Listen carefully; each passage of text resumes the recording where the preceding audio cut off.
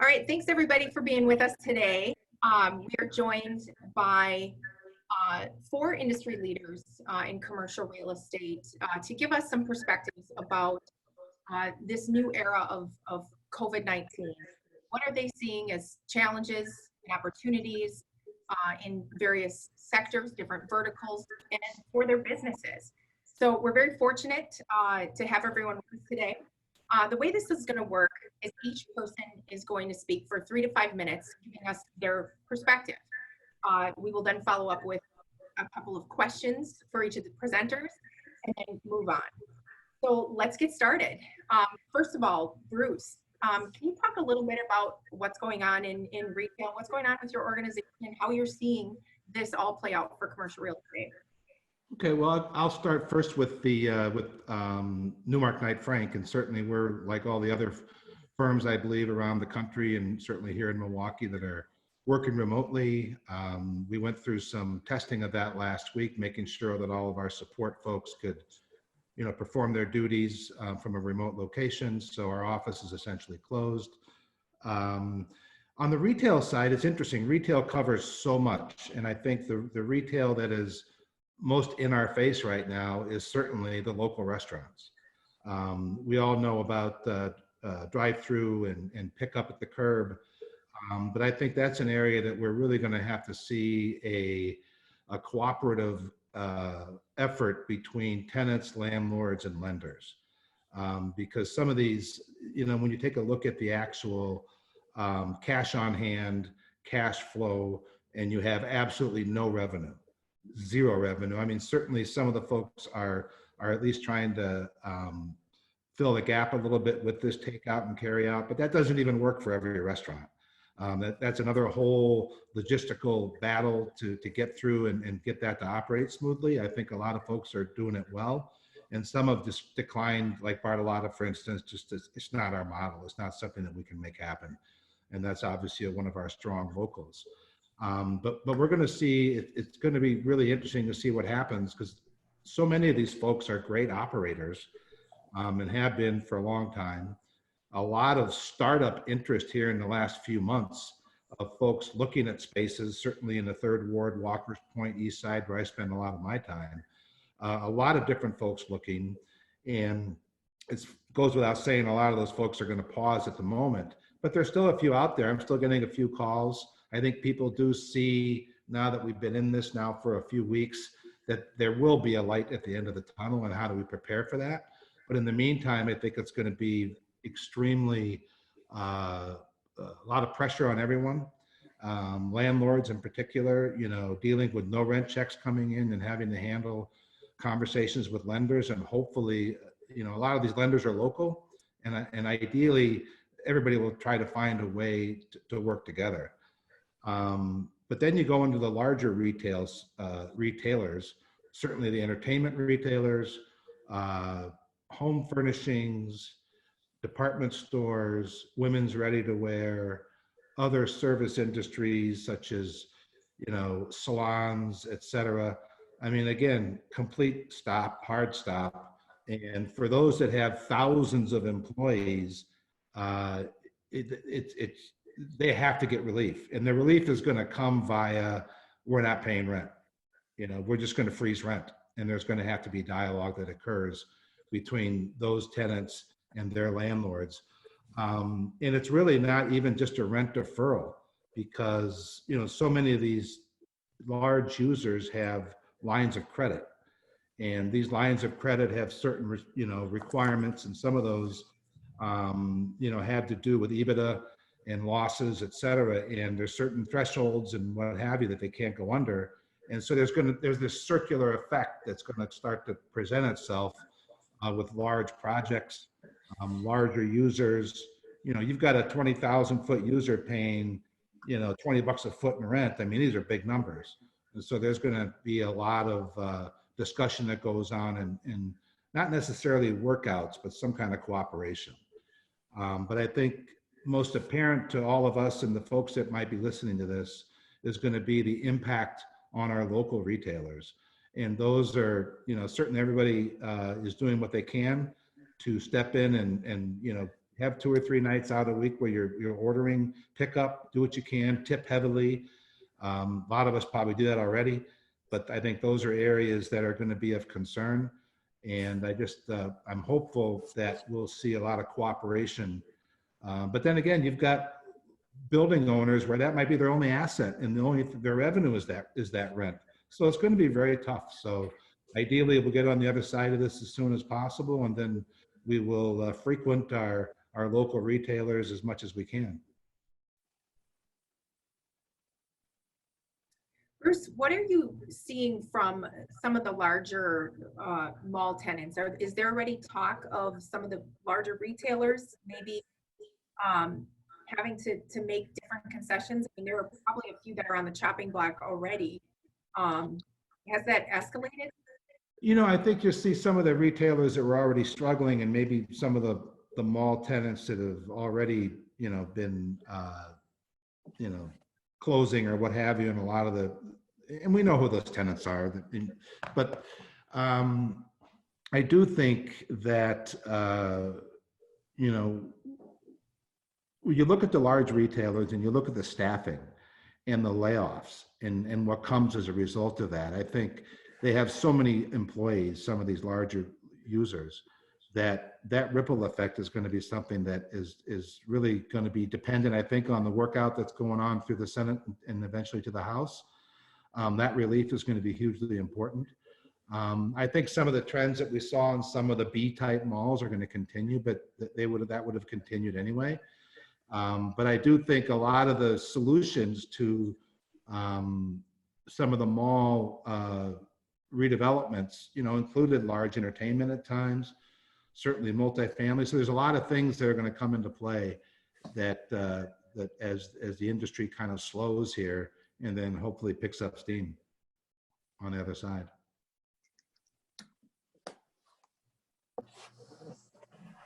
Very good. Jeff, on the industrial side, can you talk a little bit about what you're seeing, some of the perspectives, even from Cushman & Wakefield Berkey Company? Yeah, so Pat, I think it was 3 weeks to the date that you and I were down in Chicago for an industrial Midwest real estate conference. And I think the general feeling was everybody was still in the swimming pool. I think that day I remember was the first time I remember we were actually not embracing with handshakes, but people had started doing the elbow bumps, and there was a panel discussion going on. There was 5 very prominent, active national industrial developers. And I remember the question, they were talking about their pipeline, all the leasing they've done in the past year. Big topic, and I'll get to this, is the concentration of Amazon in the portfolios of the national developer investors. And the question that was saved for the end was, what do you think the coronavirus is going to do to your business in 2020? And it was on a scale of 1 to 5, 1 being it's a non-starter, that this is going to blow over in a few weeks. 5, it's an epidemic, it's a meltdown of grand proportions. Unanimously, all 5 of them said it's a 1. This is a big nothing. We will, come April, we will not have heard about it. Well, of course, the last 3 weeks have happened, and I mean the net impact is it effectively. I mean, it's one of those black swan events, and I think we've been trying to talk ourselves into a recession the past 2 or 3 years. We always like to think we can see the crystal ball, but more often than not, these things economic cycles come to a screeching halt based on black swan events, and this is a black swan event that we have not experienced or seen before. As Bruce has said, this is just a hard stop on the economy. I've been kind of depressed watching CNBC most of my mornings here, trying to figure out the financial markets. And they had, I think it was Stephen Bullard from the St. Louis Fed on this morning. He said, listen, on a quarterly basis, the U.S. economy is worth about $5 trillion in output. He said in Q2, keep in mind, we're not done with Q1 yet. Q2, expect that that's going to be cut in half. So $2.5 trillion in output is going to be lost. We're going to have unemployment come out tomorrow. We're going to have probably a 2.5 to 3 million person spike in that, and it's going to be tough sledding here. Now there is encouragement. There is going to be a big federal stimulus package of $2 trillion, which hopefully shovels us out of the $2.5 trillion that's going to be left behind here of lost input. And the Fed has aggressively stepped up. We had an all hands on deck Cushman call on Monday morning. Our chief economist, the point he wanted to make is that the 2008, 2009 Great Recession, the thought was, in looking at things hindsight, the economy was already in recession for 9 to 12 months before the Fed really started laying on the gas. And this time they mobilized immediately and came, because Bruce, you hit it on the head. A lot of these lenders and landlords are going to stop getting rent payments, and lenders are going to have to step up here and work with their landlords. And it's going to have to go down the chain from lenders to landlords to tenants. Now, on the industrial side of the ledger, with the safer at home order, at least in the state of Wisconsin, most industrial tenants and occupiers have been given an exception. They can stay at work right now, distribution, manufacturing. So we're not experiencing our occupiers coming to a hard stop. But the reality is, down the chain, there are going to be some net impacts from that. Longer term, and I'm going to go back to that Midwest Industrial Conference that Pat and I were at. The thought in the room that day was, longer term, that this is going to be a net impact for a net positive impact for industrial real estate. The trade tariff battles over the past couple of years has shined a bright light on bringing supply chains back to the Americas.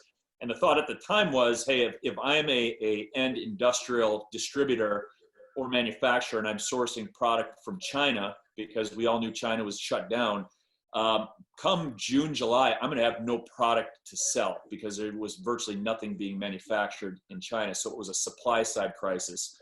Now we obviously have the demand shock. So we have the supply and demand shock. I think at the end of the day, the absorption across the United States for industrial last year was the 6th consecutive year of north of 200 million square feet.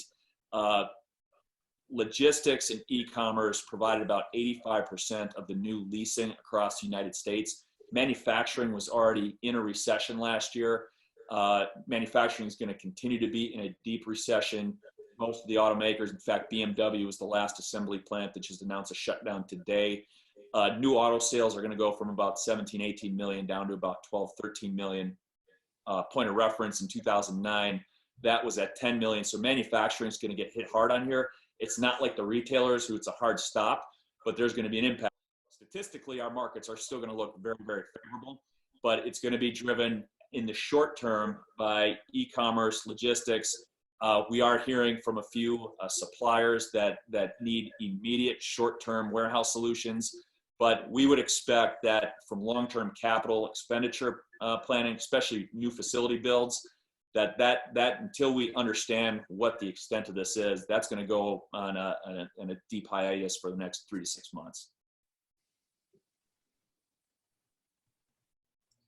Jeff, when you talk about the industrial sector, you talk about Amazon, are there other,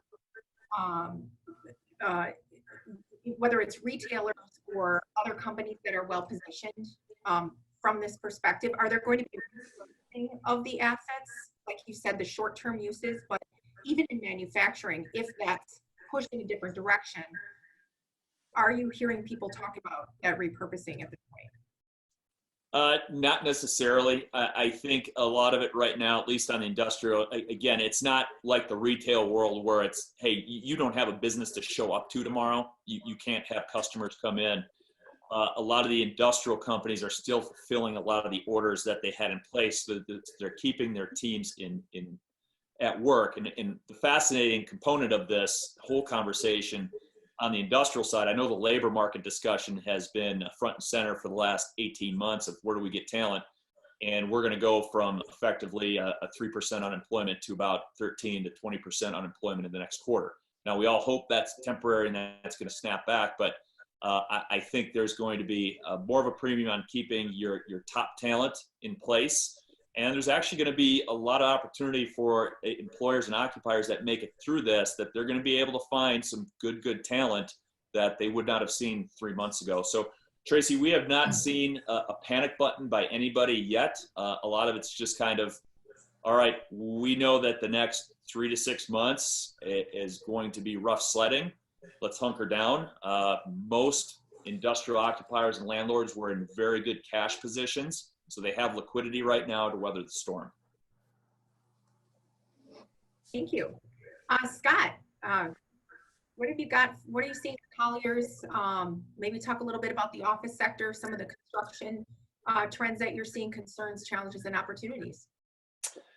I appreciate it, and I appreciate all the other comments. Try not to be redundant, but I'll start from the beginning. For us, it was really, we jumped on these work from home almost immediately, and we've got someone in our office that had us mobilized 100% with computers and basically doing Zoom meetings from 2 weeks ago going forward. We started having 8 o'clock executive meetings and 5 o'clock p.m. Executive meetings, and then doing all company emails out. We got into the really good communication and contacted all of our clients and owners, and just started in that program. And it's almost like a daily routine now. It's seamless. We've had all company meetings on Zoom earlier this week just to inform our team, synergistically how to operate and what we're seeing as the new norms, what we're seeing around the world, and how to implement that. I answered a question for the Business Journal about what's the most challenging part now for me. And it's being a realist and an optimist at the same time. And so the hardest part is knowing what that curve is going to be. No one really knows what that curve is going to be versus the virus and our business effect. So I would say that we the knee-jerk reaction with some brokers was, this is on the office side, it's catastrophic, all deals are going to die. Then the next day, and each day feels like a week, but the next day it's like, okay, we can get through this. Do we start to put the pause button on? How do we hit the pause button? And giving some guidance and being more advisors than just pure brokers. And, when you're an advisor, you need to be more optimistic. And so shifting from our company, which we seem to be in stride right now across the board, I would say that on the office part of it is most deals, I'll go back to the operations of the buildings. For the last 2 weeks, buildings like 833 have been probably about 10-15% capacity.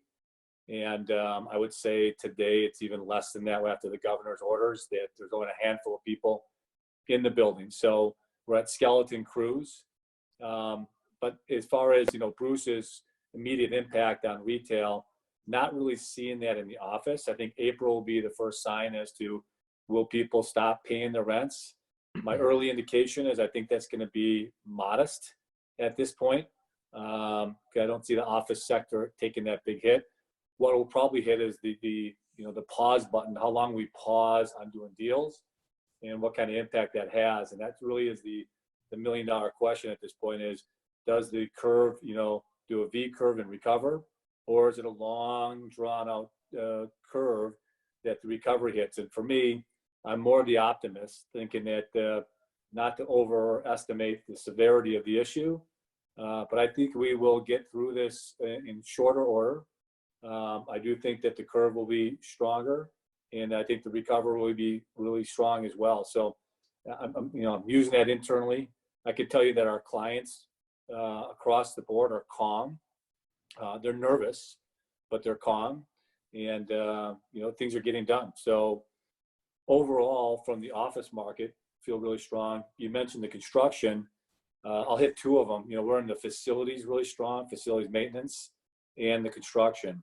Facilities maintenance is almost added to our scalability of busyness at this point, especially our mobile maintenance techs. There's more operations that have a need for it. We do office medical buildings too, so we have a higher demand on facilities maintenance. And then on the construction, relatively been seamless on the velocity of our construction, with the exception of getting creative on how we're getting inspections done. There's a little bit more video inspections and on the phone inspection than in person. Tracy and I have discussed, we've been nervous about will we be getting new permits.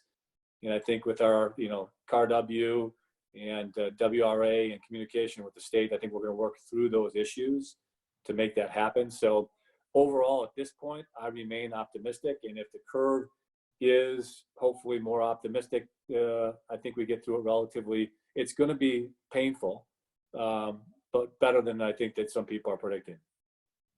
Scott, you talked a little bit about some of the communication with your team. and the importance of being an advisor.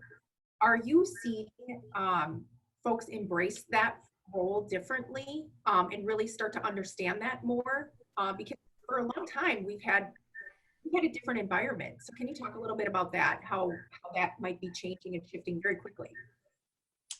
Yeah, just internally, before I get to the broker side, I mean, from our executive team across, is we have to be advisors. People are tuning into this show because they want to know, and it's uncertain times. And there's certain people on this call, I can look across the panel here, that have seen, really tough times with dot-com busts and great recessions and Black Mondays and, and a couple others. And so this one's very different. I get it. But we have recovered, and I'm not sure if it was Jeff or someone else mentioned it, is I think the last recovery, we acted too slow, and we moved too slow, and we probably targeted the troubled areas too narrowly. And I've tuned into some podcasts that say that was a mistake. And so there are many people who think we're going to have too large of a stimulus.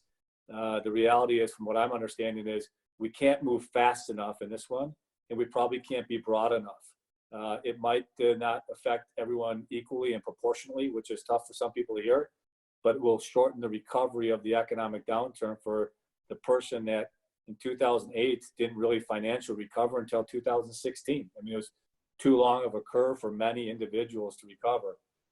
We're all talking about our businesses, but the reality is we're talking about livelihoods. And so I'm optimistic that we're going to be sharper, smarter, and based on the size of the stimulus that they're talking about, it's massive. So I think that works. But I will tell you, I probably, like everybody on this panel, when it comes to all of our, let's call it our salespeople, our advisors, we need to be, I think, motivational to those people that see their book of business drying up on a daily basis, knowing that what feels like a week or a month in any given instance will pass. There will be transactions happening. There will be unique recoveries. And we have to believe in that. I don't believe our system's going to come to a grinding halt. Hey, Scott, what do you think of the net impact of this on co-working space or the WeWork model? That one is interesting. I mean, I think it's evolution. It's been evolution since we've been in the business. We've been, narrower and shorter and more confined spaces every year. The new BMO tower and the new BMO specs are right in line with that. I don't think it's catastrophic. I mean, I think like with my company, I could tell people want to they're doing Zoom because they want to see people's faces. They want to work with people still.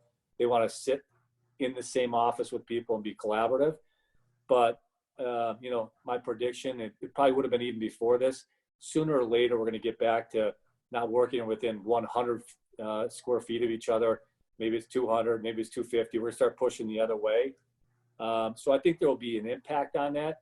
It'll be evolution. It'll take time. And that's probably a healthy thing too. So I'm not sure what that looks like, but I do think that curve starts pushing the other way. Real quick before Patrick gets going, on the advisor role, one of the things that certainly you've been around and seen some of the things, Scott, like you said, been around a while, is that our advisor role is now morphing into assisting tenants and landlords in those discussions that are happening. So there's not necessarily a fee involved, but it's something that you have to do to be a part of, the transition, if you will, into workouts or some kind of deferment or forgiveness or whatever it happens to be. There's a lot of discussion that we as brokers and advisors can be very accretive to and helpful with our landlords and lenders to bring some kind of reality to the table. Not necessarily a fee engagement, but something that I think we have to do and encourage our youngsters in the industry that, that may be an area that they're going to have to, maybe they bring in a senior person or they do whatever they can to help that one-off strip center owner who all of a sudden have 80% of his tenants stop paying rent. He has no idea what to do. A group of doctors, whatever it might be. So it's not always institutional owners that might have been through some things. There really could be some hand-holding that's required to help folks through this whole disaster. Thank you. Patrick Gallagher, can you talk to us a little bit about the capital markets and some of the things that CBRE is engaged in COVID-19 era? Sure, of course, Tracy. I'm glad to be here. And, CBRE has jumped into action. We've got national internal calls. We have broker polls. We have client calls on various topics regarding capital markets. So my comments are an amalgamation of all of those. But to really echo what Scott said, we're brokers. Brokers by nature are optimistic, and I think we wouldn't be in the business if we weren't. So my comments are somewhat optimistic, but I share these comments, and again, these are from across the spectrum of our debt and structured finance and investment sales professionals. This is a different type of economic dip, one that is fear-based. Most capital providers, both debt and equity, expect a V-shaped recovery. When we get to the other side, the market and the economy are expected to explode with demand. There's a significant amount of capital or dry powder in the market. Lenders and equity buyers still want to do real estate deals, especially high quality deals, as opposed to the Great Recession when no one wanted to do deals. The biggest disconnect in the market is pricing, with corporate bond markets and securitization markets essentially shut down and secondary market demand for mortgage-backed security paper light. The majority of lenders are struggling with how to price. Lenders are still making loans. Buyers and lenders that are taking a pause are only there temporarily, and the recent Fed proposals should aid in returning liquidity to the corporate bond, CMBS, and other fixed income markets. There's a heavy focus in the marketplace on how to deal with tenants' short-term inability to pay rent. It seems that retail and multifamily will be the most affected, but it is rippling through all property types. April will be very telling. There's talk of deferred payments, both rent and debt service. Forbearance agreements, both Fannie Mae and Freddie Mac are already working on such policies. Potentially implementing interest-only payments instead of amortization, halting evictions. All this is changing real time as government programs are conceived and laws enacted. From just a sale transaction activity perspective, overall transaction activity is down significantly. Closings are still happening, but they're taking longer. There are issues with inspections and recordation, but most of those have been overcome. Our Midwest multifamily team has had 3 closings in the last week, totaling $124 million in Chicago, Minneapolis, and Kansas City. So deals are happening, they're taking longer. Deals that are under contract is sort of a mixed bag. There have been some terminations, some repricing. Many have extended due diligence periods to try to get through this uncertainty, and some are proceeding to close. Of the deals that are in the market, we're seeing a reduced buyer and a reduced lender pool. 90% of the buyers are now private equity, 10% are institutional, and 0% are real estate investment trusts. Timelines are getting extended for marketing periods, and it's sort of a wait and see attitude. For deals that are ready to go to the market, a few bold souls are launching, and we're looking at those carefully to see what kind of activity they get. But many are taking a wait and see attitude and preparing for a launch when the markets settle down. The type of deals that are getting done are more core and core plus assets. The value add are really having difficulty as the repositioning assumptions are out of the window, at least for now. There are certain buyers positioning themselves as resolute, secure investors, continuing to buy deals, and at the same time raising their status as dependable buyers post-virus. An example is CRE Realty, who's a single tenant net leased retail buyer. They've been making a lot of noise about having equity and looking for deals. And then the other source of capital, our 1031 exchange buyers are still very prevalent, and those are a very secure source of a buyer pool. Near term, obviously there's going to be a huge unemployment. Net operating income are going to go down as rent collections and occupancy issues take hold in April, and cap rates are having built-in risk premium. High-end quality assets will hold up better. And I guess in summary, our economists and myself as well feel like it's going to be a strong V recovery, or maybe more like a Nike swoosh. That the second quarter is going to have a huge, sharp GDP downturn, but the third quarter should have a sharp upturn as we get past the coronavirus issues and people start operating from stop operating from a base of fear and more of a rational, ongoing perspective. Those are my comments. Very good. As you look to the question of underwriting the credit of tenants, what are some of the topics that you're discussing on, all right, what does this mean? What are your investors looking for when you're having that conversation? Yeah, that's a really good question, Jeff. And I would say it really depends on the product sector. For example, multifamily, the workforce housing is really expecting some rent payment challenges due to all the job losses of the service sector industry. Retailers, are going to be under the microscope if they're not already. And as Bruce mentioned, there's going to be some sort of discrepancies between the types of retailers that have credit issues. I think by and large, people are looking at the industrial market in general as coming out of this even stronger, because e-commerce is now taking more relevance versus the store outlets for conventional retail. So I think it's a little early to say exactly what lenders and buyers are doing to really hyper focus on credit issues, but that's going to be a day-by-day story as these various sectors get impacted. Just to add, coming into this, I'd say last fall, winter, everything's going great. And I had a few landlords that were quite finicky on the tenants. And again, working on the Walker's Point, Third Ward, East Side, more older buildings, you're not going to get a lot of credit tenants. There's only so many, Verizon corporate deals or Shake Shacks or Wahlburgers, some of that kind of stuff that's got some credit behind it. So I think it's going to be important for landlords going forward or building owners to understand the actual use and why it makes sense. And it's, I have brokers when I'm asking them, so especially restaurant users, give me a feel for volume. Is this guy looking to do, is this $1 million restaurant, or is this so to try to get into the actual business of what they're trying to propose in your space. I know I have one landlord that's kicking himself for not taking a deal that he had, back in November, just because he wanted to eke out a couple more bucks a foot in rent and maybe didn't have quite the credit.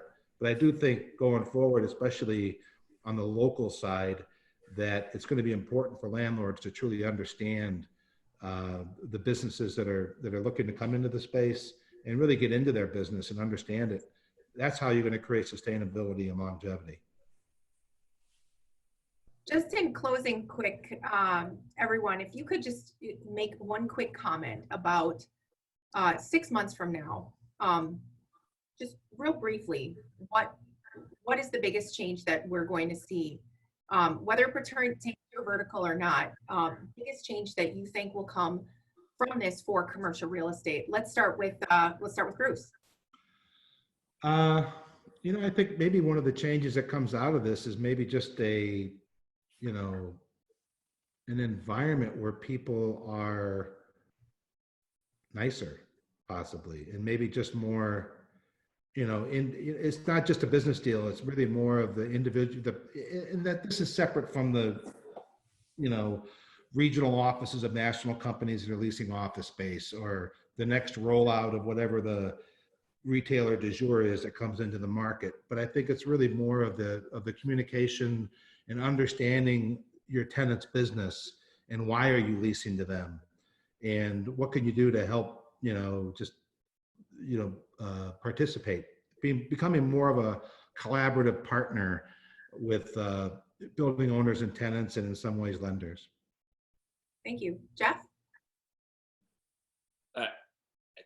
Remains to be seen. I'm not trying to avoid the question. I'm not quite certain of where this is going to head yet. I think as I mentioned, and I guess Patrick mentioned, the industrial side of the ledger looks like it's going to stand to benefit from this. I'm hopeful that this is a V-shaped recovery. The challenge that we have here, especially on the small business side, is it's very, very difficult to just shut a business down for an extended period and expect that they're going to be able to get up and running immediately. So to Bruce's point, if we're all going to make it through this and get back on track economically, because we had a very well functioning economy, United States has very favorable demographics. We're going to have people up and down the business chain say, all right, we're going to write off the second quarter. We're going to pretend that this last 3 months never happened. We're all going to play fair in the sandbox together. And I'm hopeful that 90% of the people operate in that fashion, and collectively get through that, and we get the economy back on track towards the end of the summer here. Scott, how about you? 6 months out, where are we? A couple things, and I agree with Bruce. I think that there will be a softness, a kinder world that comes out of this. And, I just think really good greatness comes out of these troubling times, and really makes you appreciate things. For me, I've got college kids that are now with me for a month. I mean, I don't know when I'd ever have that chance to have my kids back in my house for that period of time. So I can reflect a little bit. And as I reflected, and I told our company that after 2008, the people that get really creative now and try to be optimistic now and try to do things differently with their company, because the markets will be different, can really captivate and help our clients, help the market, help the industry. And, after the troubled assets of 2008 started, we actually doubled the size of our company. Was that 6 months, what your question was? Probably the start of 6 months.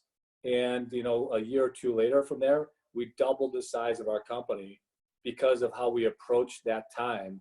And I think that, we don't have time to do it now, but I can give you some really cool examples of some of my YPO friends and what they're doing right now, reinventing their companies now, not waiting 6 months. They're going to see some huge impacts on the recovery. And so, from that part of it, I'm not minimizing the health issue that we have. It's a major issue, whatever we're going through. But the business side of it, I'm a believer we're going to get through it. And I think that Patrick's and everybody else, the V curve, if we do it with the right mentality, the recovery is pretty special. Thank you. Patrick, 6 months Well, out. I would echo the sentiment that people are sort of feeling like we're all in this together now. There's been a bit of a unifying effect. Buyers and sellers are working hard to figure out how to get to the closing line. Landlords and tenants are going to have to work together to get through some of these credit issues. So I think there will be some positives, and I think there's going to be a hard look at our supply chain. We export a lot of jobs to China, and I think we're realizing that there's a lot of risks that we didn't foresee in that happening. So I think a lot of those jobs are going to continue to come back to the U.S., and the federal government and state governments are going to be very aware of supply chains and the lack of hospital beds. So I think there will be contingency plans for more hospital beds when we experience other events like this. But overall, I'm really optimistic that we're going to be a better world because of it. And I think we'll come out strong in spite of the real short-term pain. All right, thank you. A couple of themes that I heard throughout from all of you is, first of all, we will get through this. Business will continue. It's going to look a little different, maybe a lot different. Communication, and those who can communicate and communicate effectively will be in a better position, and that the role of the advisor is important now more than ever, especially in this industry and especially at this time. Again, thank you, Bruce, Jeff, Scott, and Patrick. Be well, be safe, let's stay connected, and we'll talk to you soon. Thanks, Tracy. Thanks, everyone. Bye-bye.